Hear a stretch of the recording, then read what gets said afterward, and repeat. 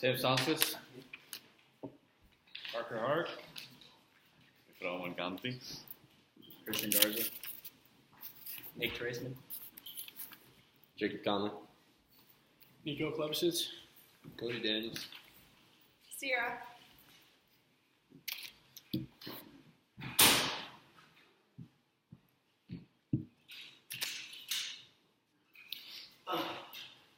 These are the note cards I'm going to be using.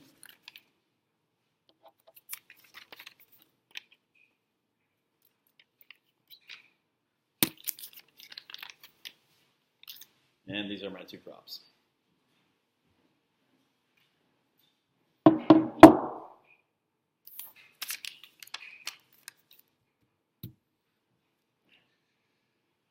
Baseball, for many years, has been known as America's pastime.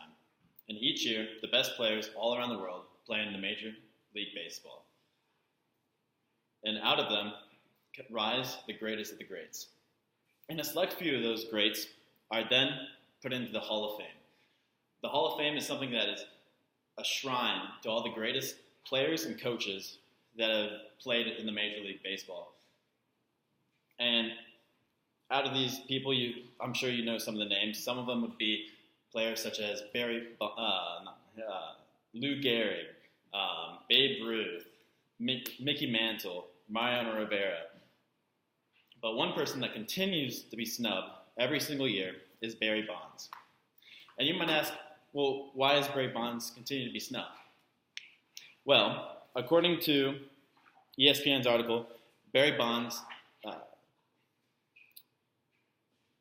PED timeline, he was accused of using PEDs in 2003.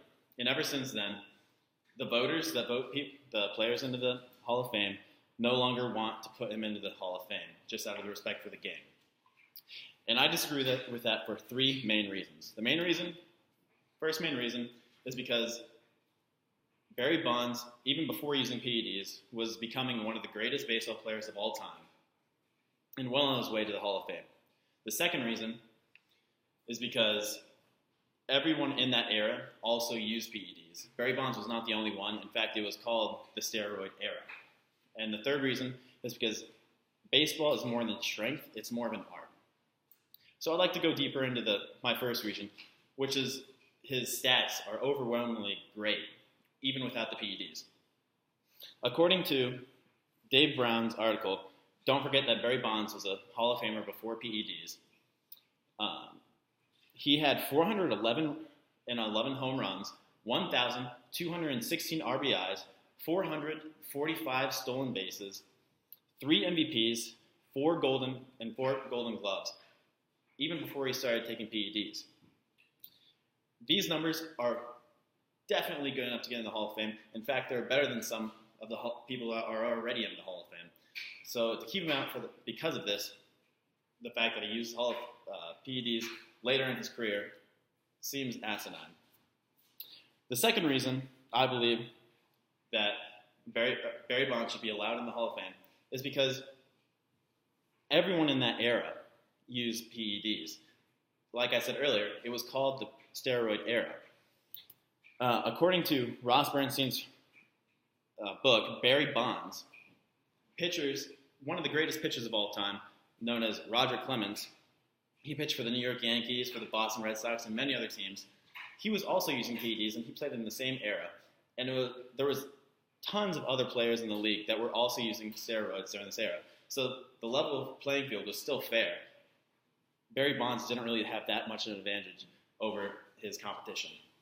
And the third reason I believe that Barry Bonds should be allowed in the Hall of Fame is because baseball is much more than strength. According to the ESPN article, never mind. Baseball is much more than strength.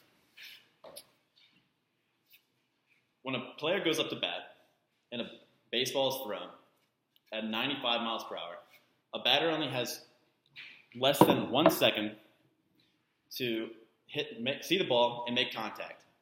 That is one of the hardest things to do in sports. Many people have said it. And the fact that people are using the fact that he takes PEDs, which is something that helps his strength, not his mind or his eyes, I think is ridiculous. So, going over my reasons once more, I believe that Barry Bonds should be allowed into the Hall of Fame because he had the overall numbers to make it into the Hall of Fame before he even started using PEDs. In fact, he had 7 MVPs overall, which is ridiculous.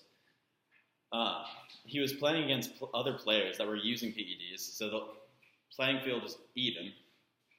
And thirdly, baseball is more than just strength. It's more about the art and mechanics of everything.